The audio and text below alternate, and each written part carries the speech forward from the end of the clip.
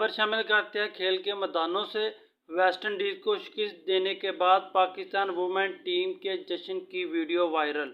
ICC women world cup में West Indies को शिकस्त देने के बाद पाकिस्तानी टीम ने अनोखे अंदाज में जश्न मनाया।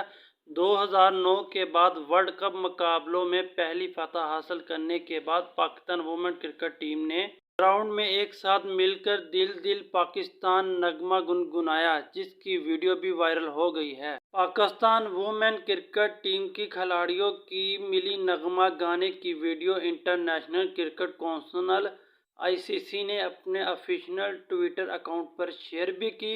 वीडियो में देखा जा सकता है कि टीम की तमाम खिलाड़ियों ने दायरा बनाकर एक दूसरे के कंधों पर हाथ डालकर मिली नगमा दिल दिल पाकिस्तान गाते हुए अपनी फतह का जश्न मनाया। इस दौरान टीम की खिलाड़ी बहुत खुश भी दिखाई दे रही है।